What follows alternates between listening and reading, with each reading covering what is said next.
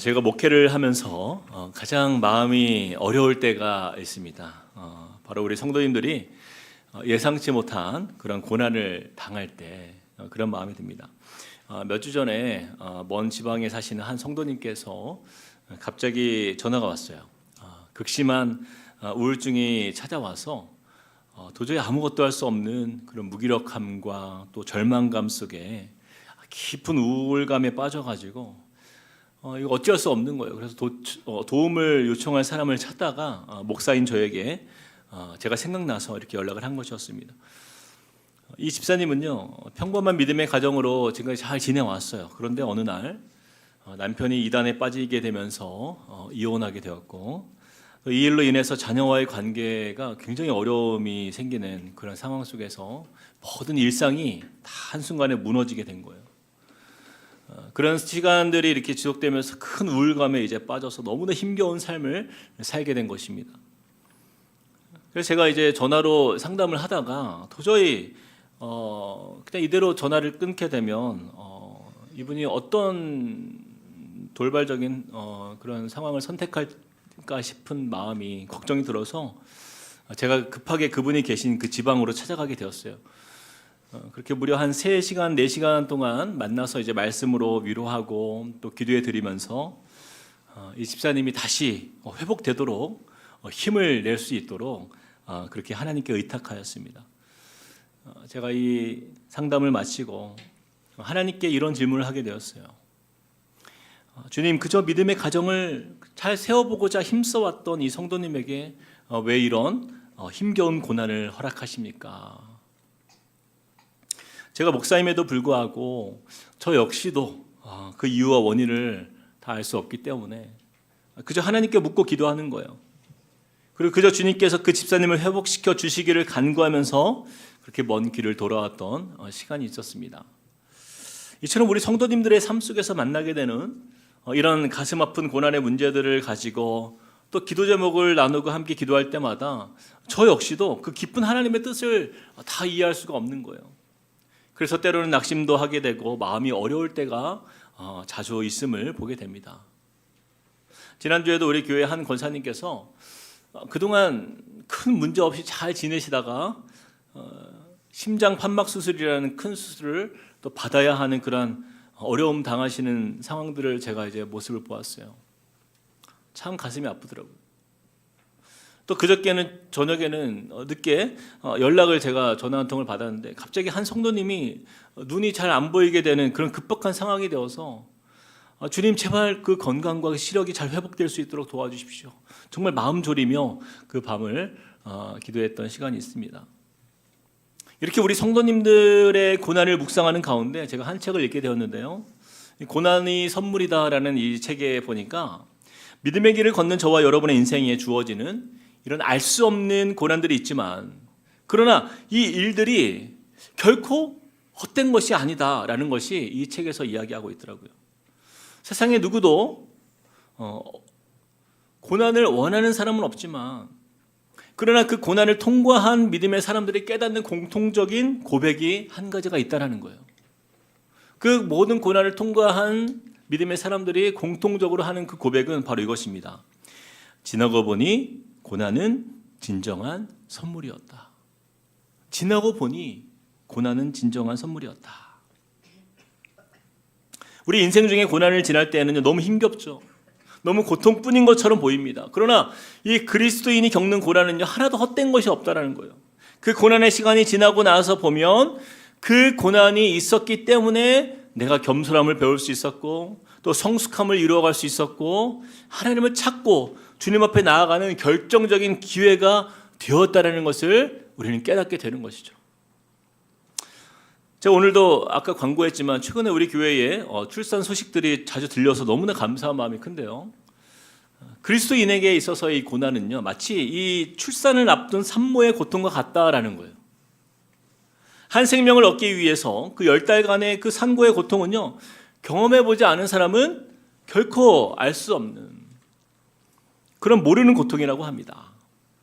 저도 이제 내 아이를 키우고 있는 아버지이지만 입덧부터 시작해서 뭐 호르몬의 변화가 나타나고 막 배가 불러오는 가운데에서 겪는 이 산고의 고통은 아내만 저는 잘 몰라요, 사실. 근데 그 시간이 얼마나 힘든지 또 기억하고 싶지 않을 만큼 힘든 고통과 그 불편한 헌신의 시간을 그냥 그렇게 보내야 되는 거죠. 그러나 그렇게 고되고 힘들어도 그 시간을 감당할 수 있는 단 하나의 이유는 무엇입니까? 이 고통이 전부가 아니기 때문이라는 거예요. 이 진통의 시간을 통해서 얻게 될 그 생명의 축복은 그 모든 고통을 잊게 만들 만큼 큰 기쁨이 있기 때문에 그 시간을 감당할 수가 있는 것이죠. 그리고 지나온 그 고통의 시간이 결코 후회되지 않고 기다릴 수 있는 그 이유가 바로 여기에 있는 것입니다. 그렇기 때문에 첫째 낳을 때 그렇게 힘들고 고생되어서 내가 다시는 안 난다 하면서도 또 시간이 지나면 그걸 잊고 둘째가 이렇게 생기는 경우가 있잖아요. 그러다가 또 셋째도 낳고 저희처럼 넷째도 바로 고난이 이와 같다라는 거예요. 우리 함께 12절 말씀을 한번 읽어볼까요? 12절 시작. 사랑하는 자들아 너희를 연단하려고 오는 불시험을 이상한 일 당하는 것 같이 이상히 여기지 말고. 12절에 보니까요, 우리가 믿음의 길을 걸어가는 이 세상 속에서 어떤 고난을 만나게 된다라고 말씀하고 있어요. 어떤 시험? 불시험이라는 거. 불시험. 여러분, 이 불시험은요, 문자적으로 보면은 너희 중에 타고 있는 불이라는 의미예요. 너희 중에 타고 있는 불. 다시 말해서 불 속에 있으면 여러분 얼마나 고통스럽습니까? 이처럼 이런 그 불 속에 있는 것 같은 그런 고통스러운 고난을 만났을 때를 이야기하는 거예요. 이런 불시험을 당할 때 우리가 이 모든 고난을 이길 수 있는 이유는요, 13절에 등장합니다. 13절 같이 읽어보겠습니다. 시작. 오히려 너희가 고난에 참여하는 것으로 즐거워하라. 이는 그의 영광을 나타내실 때에 너희로 즐거워하고 기뻐하게 하려 함이라. 결국 그 영광이 나타나는 그때 그 모든 고난을 다 잊게 만들 만큼 커다란 즐거움 속에서 기뻐하는 날이 우리에게 올 것이라 약속해 주시는 말씀인 거예요. 지금은 비록 저와 여러분의 이 믿음의 길을 건너가는 동안에 여러 가지 고난이 있어요. 장차. 그러나 우리가 나중에 얻게 될 이 은혜의 결과, 이것은 완전히 역전되는 날이 우리에게 있다는 거예요. 그것이 우리를 기다리고 있다는 것입니다. 그날 우리는 우리로 하여금 즐거워하게 하고 기뻐하게 하시는 그 은혜의 날을 저와 여러분이 보게 될 것을 믿으라는 거예요. 전 제가 목사일지라도 주님의 영광이 나타나시는 그날 하나님이 우리에게 어떤 즐거움으로 이 여기서 말씀하시는 이 기쁨이 도대체 어떤 기쁨일까? 제가 짐작조차 할 수 없지만 한 가지 분명한 확신은 저에게 있습니다.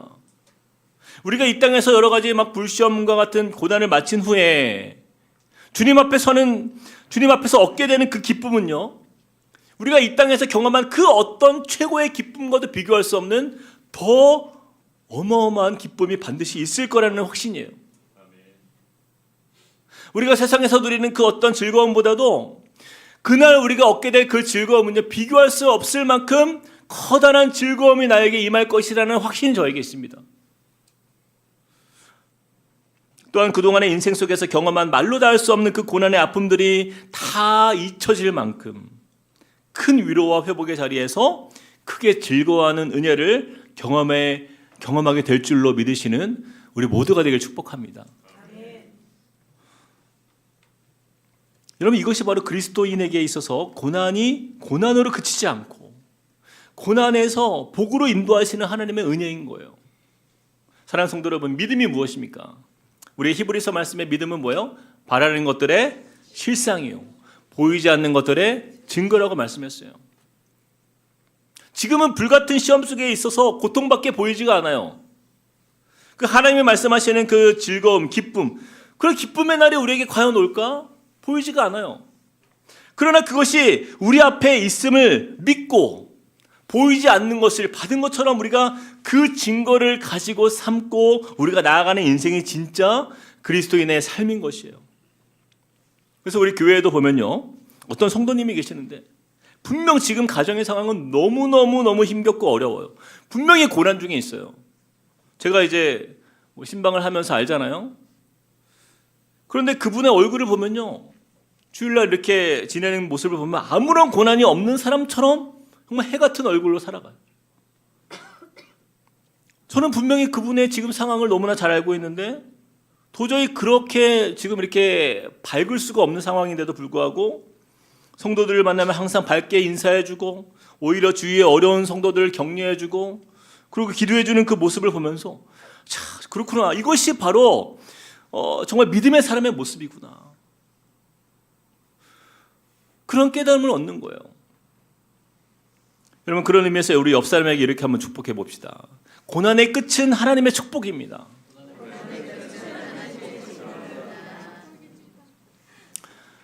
자, 그렇다면 우리가 이런 믿음의 소망 안에서 이 불시험과 같은 고난이 우리에게 다가올지라도 우리 믿음이 흔들리지 않고 그 믿음을 잘 끝까지 지켜나가 승리하는 방법은 무엇일까?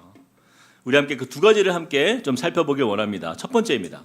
자, 고난 중에도 끝까지 믿음으로 승리하는 성도는 자, 첫 번째 같이 읽어볼까요? 시작. 성령께서 고난받는 성도와 함께 계심을 믿어야 합니다. 자, 성령께서 고난받는 성도와 함께 계신다는 사실을 믿는 거예요. 제가 목회를 하면서 그동안 만난 그 어떤 성도님들 중에서도요, 그 인생에 목사님 저는요 한 번도 고난이 없었습니다 라고 말하는 사람은 아무도 없어요. 여러분, 이것이 무엇을 뜻합니까? 하나님께서 인도하시는 우리 인생에 고난으로부터 면제된 사람은 단 한 사람도 없다라는 거예요. 고난은 우리 모두의 이야기예요. 그래서 우리는요 둘 중에 하나예요. 지금 고난의 터널을 지나는 중에 있거나 아니면 그 터널을 지나온 사람이에요. 우리가 기차 여행을 해보면 알잖아요. 반드시 우리는 터널을 지나갑니다. 터널을 지나지 않고서는 목적지에 도착할 수가 없어요. 왜 그렇습니까? 그 기차의 길이요 터널을 지나도록 설계가 되어 있는 거예요. 이처럼 하나님께서 인도하시는 우리 믿는 자녀들의 인생이 이 고난의 터널을 지나가는 것은요 너무나 자연스러운 현상인 거예요. 그래서 12절 말씀에 이렇게 말씀합니다. 우리 같이 한번 읽어봅시다. 시작. 불시험을 이상한 일 당하는 것 같이 이상히 여기지 말고. 이상히 여기지 말라. 우리가 고난을 만날 때 주님 왜 나에게 이런 일이 닥친 것입니까? 이상히 여기지 말라라는 거예요. 슬퍼하지 말라라는 거예요. 그냥 나에게 올 것이 왔구나. 내 인생에 이미 예상했듯이 이것을 담담하게 받아들일 수 있는 것이죠. 그리고 이 고난을 믿음으로 잘 감당하고 통과할 수 있도록 우리는 하나님께 지혜와 힘을 달라고 기도하며 간구하는 것이죠. 자, 그런데 우리가 참 위로가 되는 말씀이 바로 이 14절에 나오는 거예요. 우리 함께 14절 말씀 한번 읽어보겠습니다. 시작. 너희가 그리스도의 이름으로 지옥을 당하면 복이 있는 자로다. 영광의 영, 곧 하나님의 영이 너희 위에 계심이라. 누가 우리 위에 계시다고요? 영광의 영, 곧 하나님의 영이라고 했어요. 바로 성령님입니다. 성령님. 우리가 비록 고난 중에 있을지라도 하나님의 영이 우리 위에 계시다 말씀하고 있는 거예요. 근데 제가 이 말씀을 이렇게 묵상하는데 왜 주님께서 이 베드로를 통해서 말씀을 주실 때 너희 안에 계심이라 이렇게 표현하지 않고 왜 너희 위에 계심이라 이렇게 말씀하셨을까? 이 말씀의 의미를 제가 묵상하면서 여러 가지 책들을 살펴보니까요, 이 하나님의 영이 성령께서 고난당하고 있는 성도들의 그 위치를 정확하게 아신다는 뜻이에요. 우리가 일상에서 세상에서 어떤 자리에서 어떤 상황 속에서 우리가 어려움을 당하고 고난을 당하고 환난을 당하는 바로 그 지점, 그 정확한 그곳에서 주님이 함께 하시는 그곳에서 그의 위치를 분명하게 아시고 그 상황을 아시고 그 머리 위에 성령의 은혜를 부어주시는 그러한 표현인 거예요. 그래서 믿음으로 사는 성도가 고난당할 때 성령께서 그 사람 위에 계셔서 이것을 감당할 수 있도록 성령의 힘을 위에서 부어주시는 그런 뜻인 것이에요. 그러므로 그리스도인이 겪는 고난은요 우리 힘으로 감당하는 것이 아니에요. 누가복음 11장 13절 말씀 같이 한번 읽어볼까요? 시작. 너희가 악할지라도 좋은 것을 자식에게 줄 줄 알거든 하물며 너희 하늘 아버지께서 구하는 자에게 성령을 주시지 않겠느냐. 우리 아버지 하나님은요 우리가 구하는 자리에서 성령의 충만함을 우리에게 부어주신다 약속하시는 거예요. 우리는 이 말씀을 꼭 기억해야 됩니다. 지금 고난 중에 있는 성도님들이 계시다라고 한다면요 여러분 혼자 힘으로 이 모든 고난을 감당하려고 하지 마시길 바랍니다. 성령께서 우리 위에 함께 계세요. 성령께서 그 임재를 우리 가운데에 부어주시기 위해서, 우리에게 성령의 능력으로 역사하시기 위해서 우리 위에 함께 계신다라는 거예요. 그 성령을 의지하는 사람은요, 그 성령의 은혜로 말미암아 상황에 휘둘리지 않는, 바로 그렇게 주님께서 우리를 붙드시는 은혜를 보게 되는 것입니다. 그래서 제가 이제 그 책을 읽어보니까, 고난이 선물이다, 이 책에 보니까 주옥 같은 글이 하나 있더라고요. 이렇게 표현합니다. 플러그를 꽂으면 배터리 걱정이 없고, 수도를 연결하면 물 걱정이 없습니다. 모든 걱정은 연결되어야 할 곳에 제대로 연결되지 않은 탓입니다. 이 표현을 잘 보세요. 모든 걱정은 연결되어야 할 곳에 제대로 연결되지 않은 탓입니다. 저는 이 말씀이요, 너무 와닿았어요. 우리 그리스도인에게 고난이 왔을 때 여러분, 우리는 무엇과 연결이 되어 있어야 됩니까? 바로 성령님이에요. 성령님. 여러분, 우리가 성령님과 연결되어 있지 않으면요, 우리는 아무리 작은 고난이 와도 억장이 무너지는 그러한 절망을 경험할 것이에요. 그러나 성령님과 잘 연결되어 있는 사람이라고 한다면 그 어떤 큰 풍파가 닥쳐와도 성령께서 주시는 감당할 수 있는 힘을 얻기 때문입니다. 제가 최근 며칠 전에 경남 창원에 다녀왔어요. 우리 교회 한 권사님의 오빠분께서 이제 담도암으로 큰 시련을 겪고 있는데 상황이 많이 좋지 않습니다. 투병생활을 하는 가운데 너무 힘든 가운데 있어요. 근데 이 권사님의 한 가지 소망은요, 이 오빠가 치유받는 것도 너무나 중요하지만 그냥 이대로 병원에서 그냥 이렇게 암투병하다가 그러다가 세상을 떠나면 어떡하나라는 거예요. 제발 더 늦기 전에, 그 연세가 70이 넘었지만 지금이라도 예수님을 믿고 구원받는 것, 이것이 그 권사님의 소망인 거예요. 그래서 이제 저랑 오빠분을 위해서 함께 기도하다가 제가 찾아갔습니다. 그 병원에. 창원에 있는 그 한마음병원에 제가 찾아갔는데 제가 만났어요. 근데 그 병이 얼마나 심한지 가슴과 뭐 배, 온몸에 주사가 다 연결이 되어 있는 거예요. 온몸에. 몸이 마르셨고 힘이 없어요.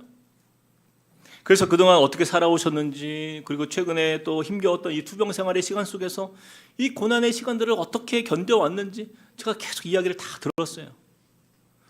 근데 여러분, 정말 힘든 시간을 보내왔더라고요. 참 그 깊은 터널 속에서 너무나 외롭게 힘겹게 지내오셨구나, 그런 마음이 들었습니다. 그래서 이야기를 이제 다 듣고 난 다음에 제가 복음을 나누기 시작했어요. 이 70년이 넘는 시간 속에서 홀로 외롭게 그렇게 감당했던 그 모든 고난의 끝이 결코 이렇게 허무하게 끝나면 안 된다. 우리에게 소망이 있다는 것을, 그 인생의 비결을 예수 그리스도를 영접하게 되면 이 천국을 소유한 인생으로 거듭나는 것, 바로 이것이 지금 아버님의 인생에 역전되는, 그 삶을 역전시키는 하나님의 은혜가 임하는 시간입니다. 제가 소개하면서요, 예수를 믿고 모든 죄사함을 받고 하나님의 자녀가 되어서 그 천국의 영생을 누리는 축복을 누리는 것, 바로 이것이 가장 큰 선물입니다. 제가 이렇게 나누었어요. 근데 이 아버님이요, 다 듣고 나서 나도 그 은혜를 받고 싶습니다, 그러는 거예요. 나도 예수를 영접하고 싶습니다, 그러는 거예요. 그래서 그 자리에서 예수님을 영접하는 시간을 가졌어요. 그렇게 함께 간절히 기도하고 났는데, 여러분, 아버님이요, 놀라운 고백을 하시는 거예요. 예상치 못한 고백이에요. 지금까지 통증이 너무 심해서 너무 고통스러웠는데 지금 기도하고 나니까 그 통증이 가라앉았다라는 거예요. 저는 아버님이 예수님을 영접하는 기도를 하고 난 이후에 갑자기 표정이 환해지는 거예요. 그 표정을 잊을 수가 없어요. 곁에 계시던 그 아내분이 이렇게 말씀하더라고요. 아니, 아까 그 몇십 년지기 그 오랫동안 함께했던 그 친척들이 서울에서 내려왔는데 그분들을 만날 때에도 누워가지고 너무 인상 쓰면서 힘들고 고통스럽게 있었는데 제대로 인사도 안 했대요. 너무 힘드니까. 근데 지금 이런 표정은 처음 본다라는 거예요. 저는 그때 확신했어요. 성령께서 돕고 계시는구나. 이 아버님의 고난 중에 예수 그리스도를 영접함으로 성령께서 아버지 위에 임하시니 성령께서 지금 도우시는구나라는 확신이 들더라고요.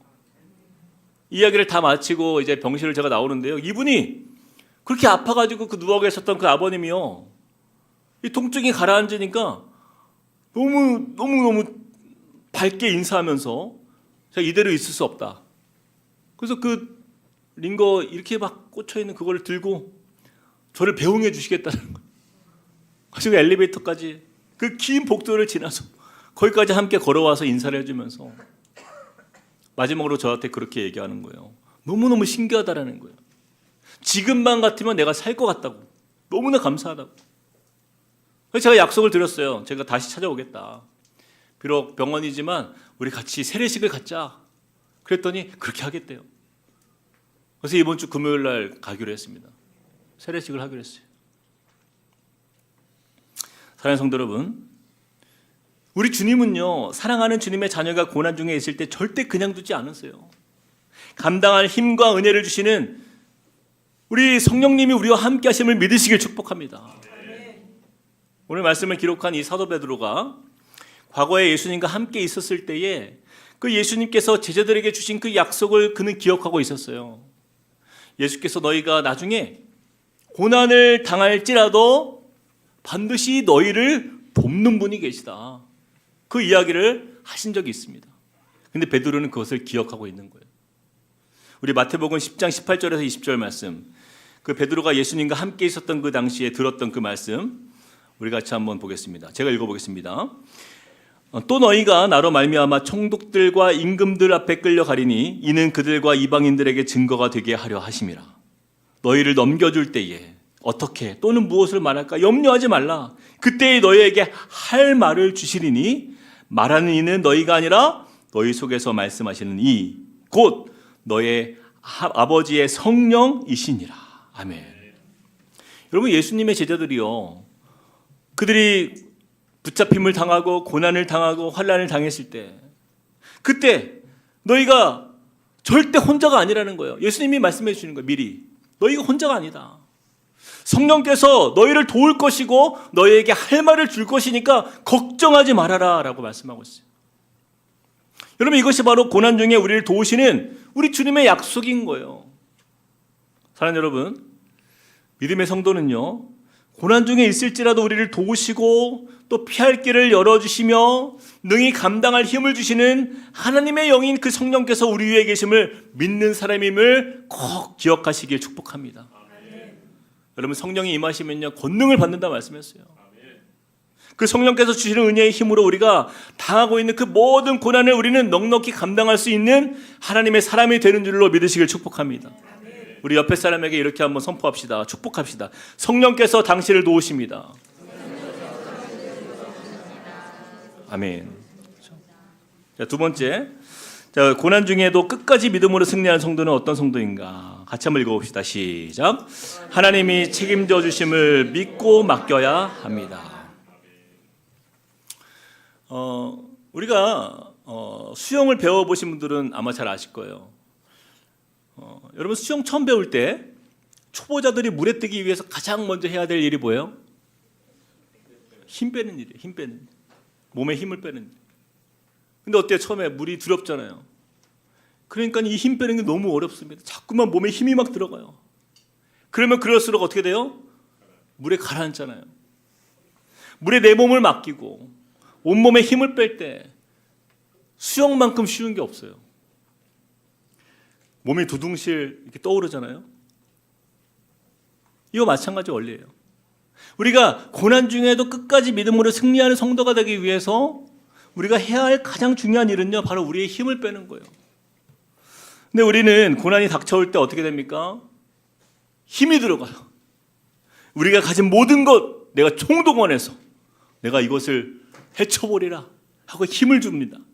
때로는 스스로 똑똑하다 여기고 내가 할 수 있는 것을 내가 찾아서 막 다 해볼 거 내가 다 해봅니다. 근데 안타깝지만 그러면 그럴수록 일이 꼬여갈 때가 더 많아요.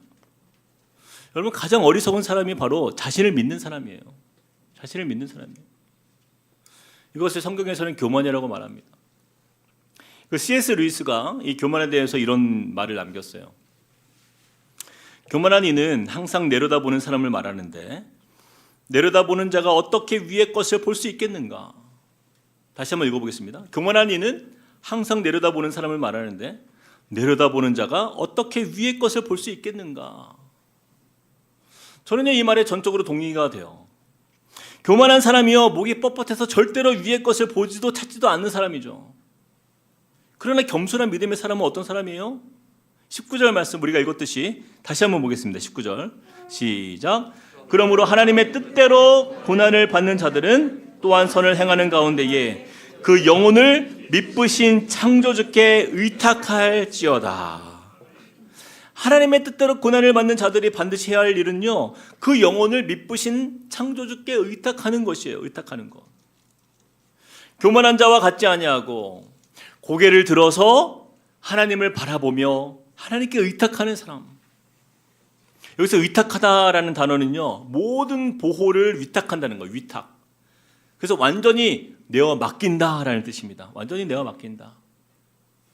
저와 여러분의 믿음의 길을 걷는 동안 우리에게 찾아올 고난이요, 사람마다 그 분량이 다 달라요. 어떤 사람은 적게, 어떤 사람은 많이. 그 고난의 정도와 분량은 사람마다 모두 다릅니다. 그러나 그럴 수 있는 이유는 하나님이 이 모든 것을 주관하시고 모든 주권이 주님께 있기 때문에 그것이 가능한 거예요. 우리는 알 수 없지만 분명히 우리가 알 수 있는 것은 이 고난을 다스리시는 분이 누군가? 바로 우리 하나님이 되신다는 사실이에요. 그래서 우리의 믿음은요, 그 하나님의 주권을 믿는 것입니다. 우리가 잘 아는 대로 예수님께서 우리를 위해서 가장 큰 고난을 감당하셨죠. 예수님이 감당하신 고난은 무엇이었습니까? 십자가의 고난이었잖아요. 근데 여러분 보세요. 예수님께서 어떻게 주님께 자신을 의탁하는지.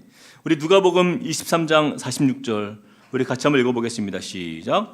예수께서 큰 소리로 불러 이르시되 아버지 내 영혼을 아버지 손에 부탁하나이다 하고 이 말씀을 하신 후 숨지시니라. 아버지 내 영혼을 아버지의 손에 부탁하나이다.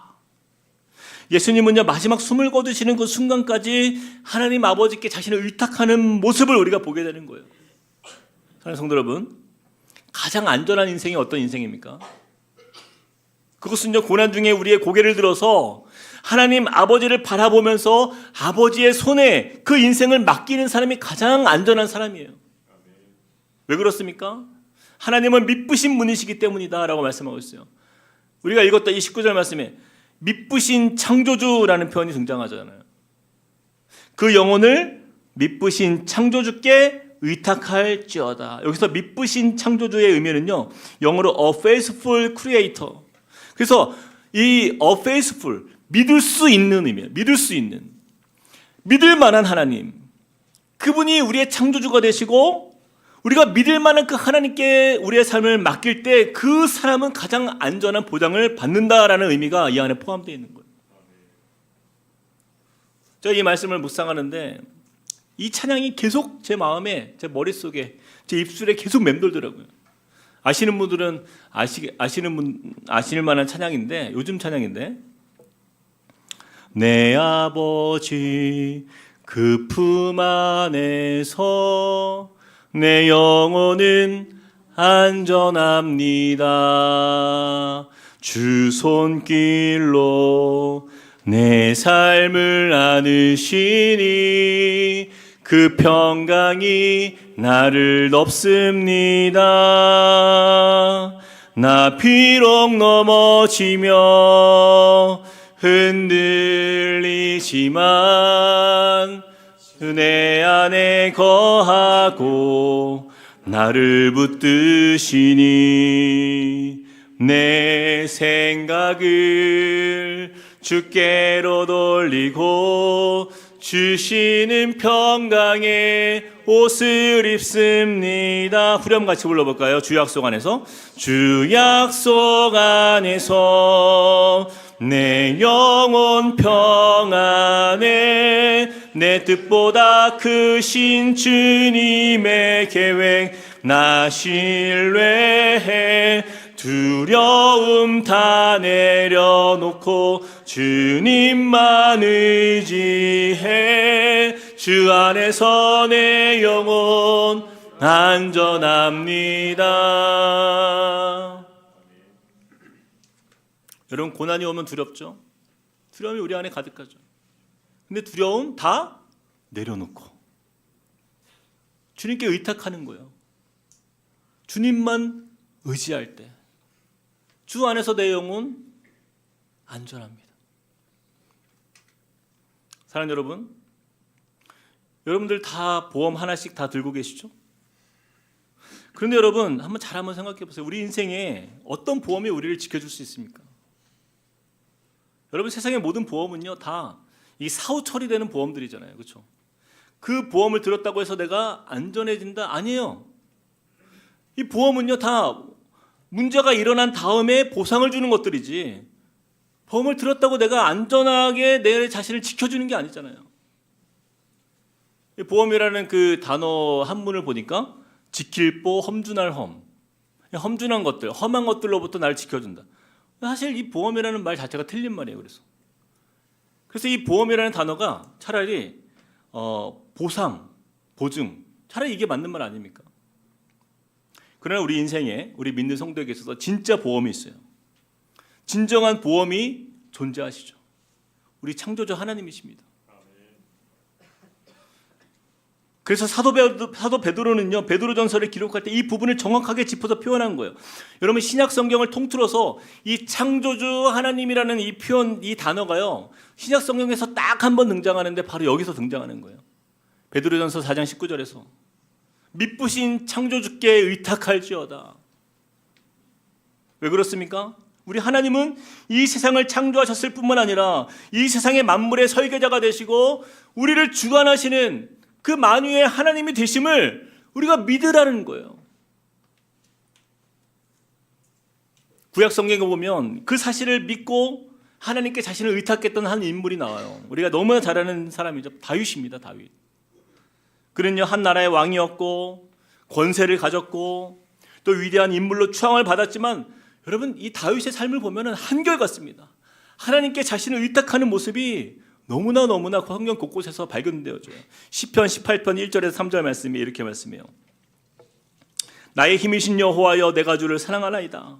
여호와는 나의 반석이시요 나의 요새시요 나를 건지시는 이시요 나의 하나님이시요 내가 그 안에 피할 나의 바위시요 나의 방패시요 나의 구원의 뿌리시요 나의 산성이시로다. 내가 찬송받으실 여호와께 아뢰리니 내 원수들에게서 구원을 얻으리로다. 여러분, 이 말씀만 보면요, 다윗은 어떤 사람으로 보여요? 정말 힘도 없고 가난하고 연약하고 부족하고 그냥 모든 가진 게 아무것도 없는 사람처럼 보이죠. 그러나 여러분, 우리가 잘 알잖아요. 다윗은 왕이었어요. 힘이 있는 권세자였고 통치자였어요. 그런 그가 그의 인생에 작은 어려움이든 큰 어려움이든 상관하지 않아요. 어떤 문제든 자신에게 닥쳐올 때 그가 가장 먼저 달려간 곳이 누구예요? 하나님 여호와였어요. 여호와 하나님 앞에 나갔어요. 그의 유일하신 그 피난처가 하나님이시기 때문이에요. 그렇게 겸손함으로 주님 앞에 나아갔을 때 그는 어떤 일을 경험합니까? 사울의 그 위협과 그 아들 압살롬의 그 반역 속에서도, 그 어떤 고난의 상황 속에서도 여호와의 보호하심을 경험하는 거예요. 주님의 은혜를 경험하지 않아요. 여러분, 이런 은혜를 경험하는 삶이요, 바로 고난 중에서 믿음의 사람들이 누리는 복인 것이죠. 왜 하나님이 이렇게까지 우리를 사랑하십니까? 왜 주님께서 우리의 고난 중에서 이렇게까지 우리를 도우시려고 하실까요? 그 이유는요, 우리가 너무나 귀하기 때문이에요. 하나님은 우리를 고난 가운데 두실지라도 그 고난을 잘 이겨내기를 원하시는 주님의 애틋한 마음이 있어요. 마태복음 6장 26절 말씀에 이렇게 말씀합니다. 공중의 새를 보라. 심지도 않고 거두지도 않고 창고에 모아들이지도 아니하되 너희 하늘 아버지께서 기르시나니 너희는 이것들보다 귀하지 아니하냐. 이게 하나님의 마음이에요. 너희는 이것들보다 귀하다. 절대 고난 중에 낙심하지 말아라. 나를 믿고 너의 삶을 나에게 의탁해라. 그러면 그 고난 가운데에서 내가 너희를 돕겠다 말씀하십니다.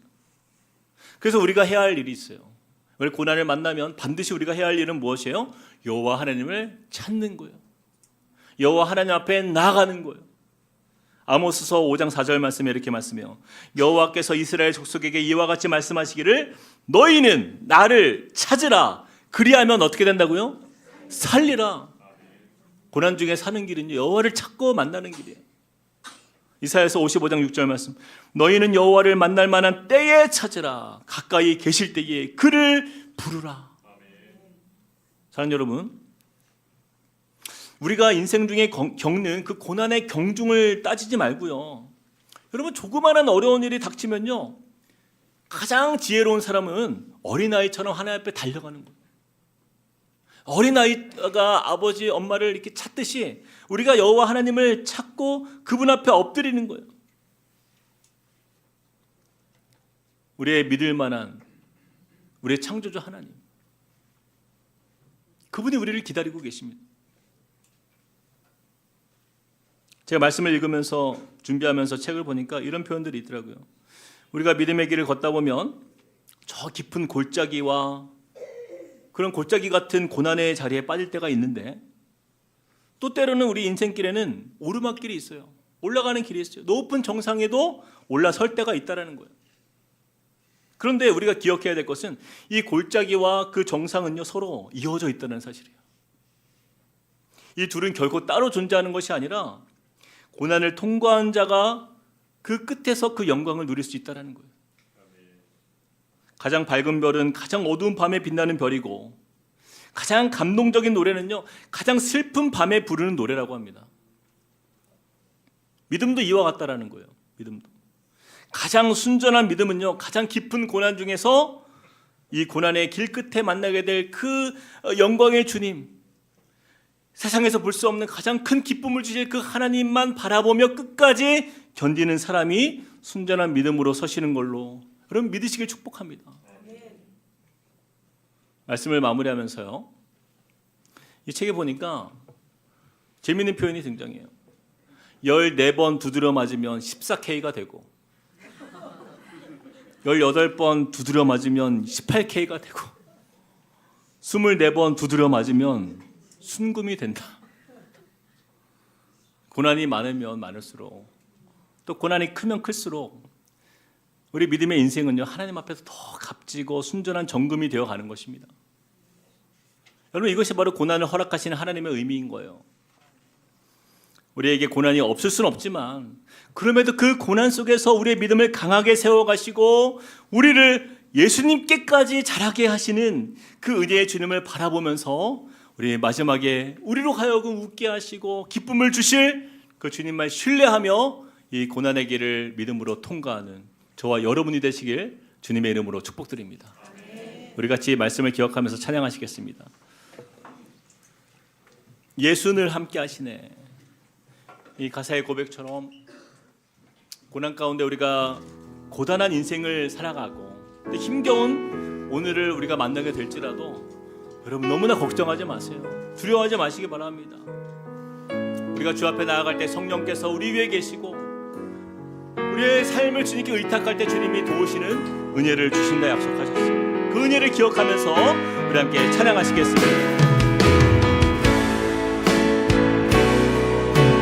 고단한 인생길, 고단한 인생길, 힘겨운 오늘도 예수 내 마음 아시네. 지나간 아픔도 마주할 세상도, 지나간 아픔도 마주할 세상도 예수 내 마음 아시네. 예수 내 마음 하루를 아시네. 살아도 기쁨으로 가리, 하루를 살아도 기쁨으로 예수 가리. 늘 함께 하시네. 예수 늘 함께 하시네. 후회도 염려도 온전히 맡기리, 후회도 염려도 온전히 맡기리. 예수 늘 함께 예수 하시네.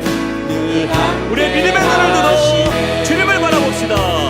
믿음의 눈 들어 주를 보니 이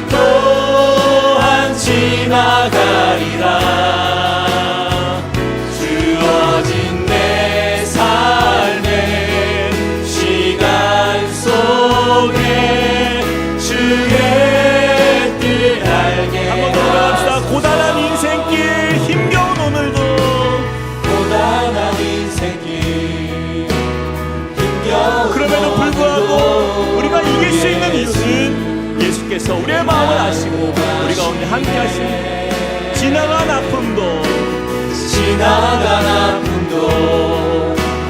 마주할 세상도 예수 내 마음 아시니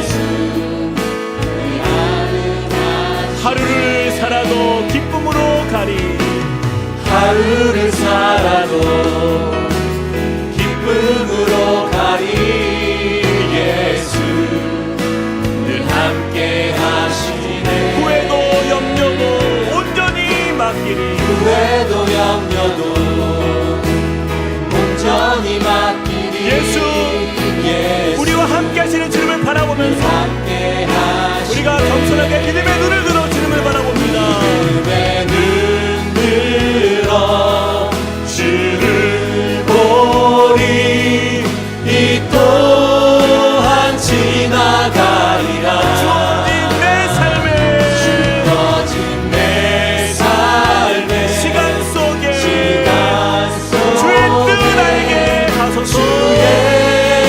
한 번 더 믿음의 눈 들어 주를 보리 믿음의 눈 들어 주를 보리 이 또한 지나가리라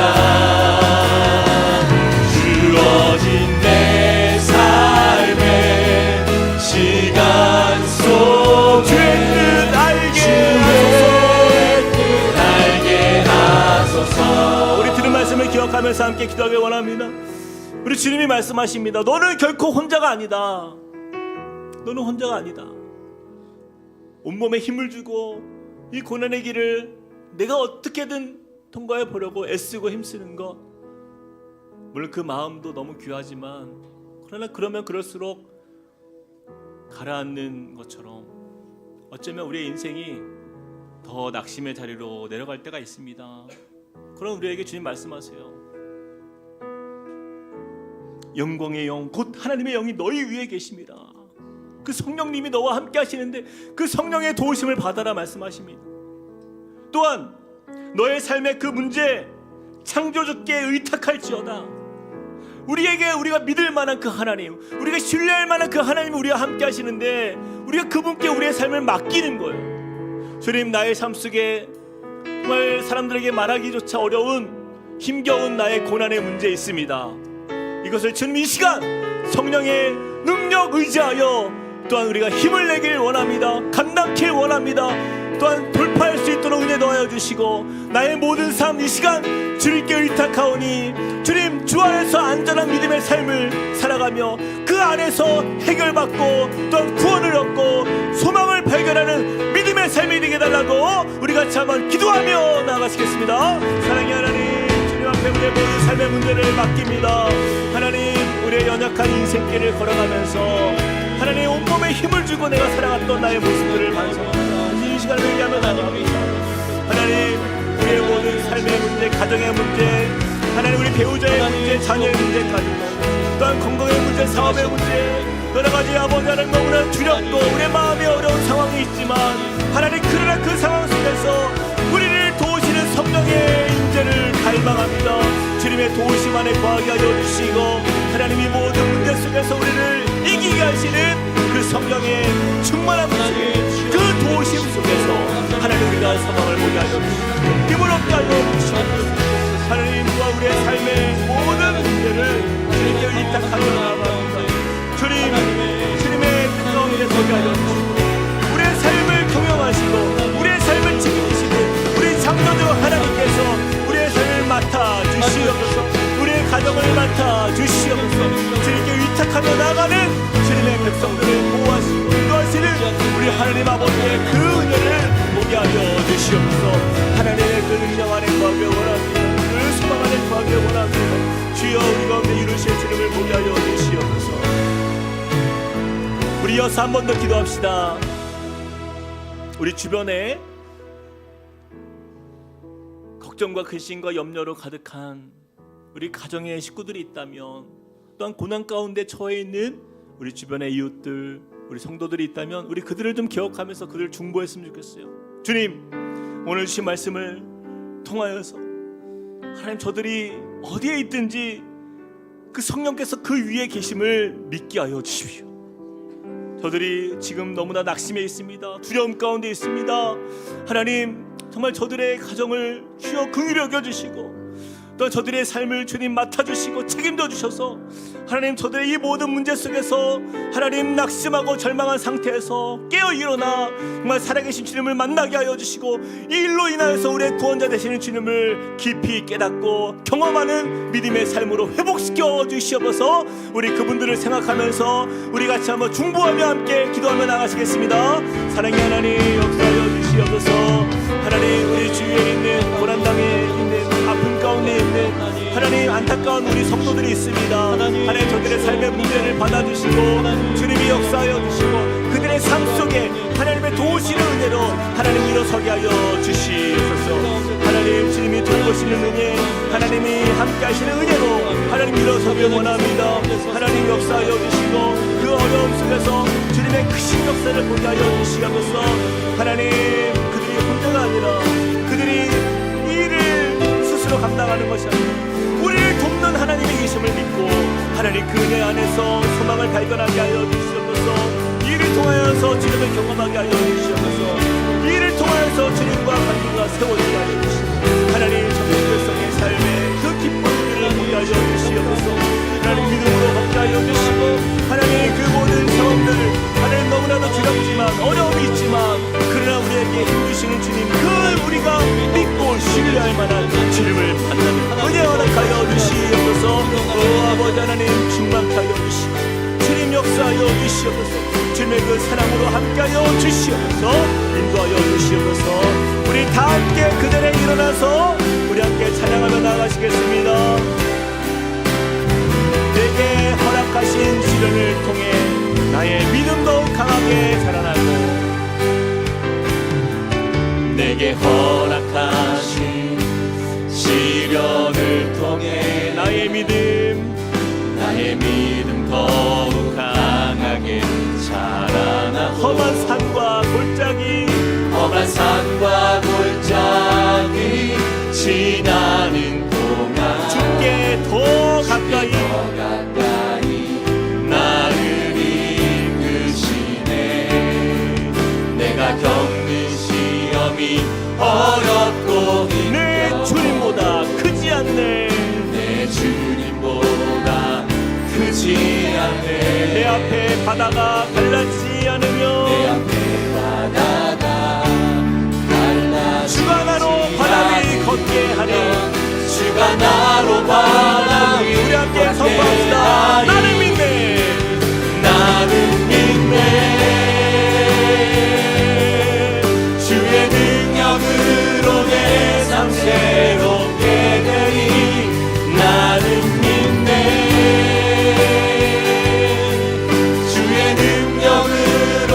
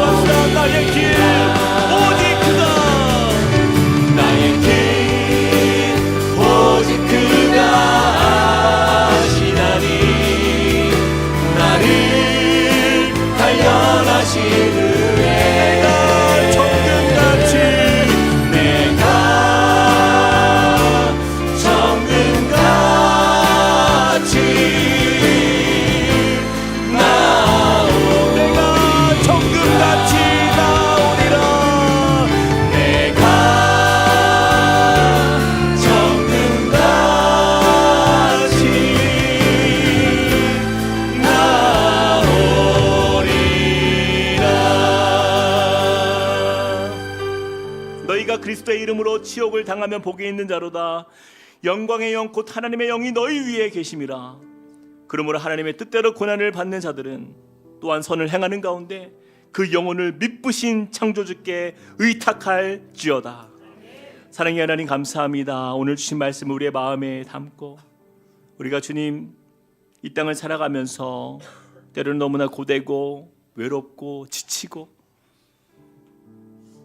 내가 만난 이 고난이 끝이 보이지 않는 것처럼 깊은 터널 가운데 있을지라도 주님, 결코 우리가 혼자가 아님을 믿습니다. 성령께서 우리 위에 계시고 또한 주님, 성령을 의지하는 주님의 자녀에게 성령의 능력으로 우리에게 힘을 주시고 또한 은혜 주시고 감당할 만한 능력을 허락하시는 우리 하나님이 함께 하심을 믿습니다. 주님, 우리의 모든 삶이 내가 붙들고 있는 인생 아니라, 내가 힘주며 살아가는 인생이 아니라 주님 앞에 모든 것을 맡기는 삶이 되기를 소망합니다.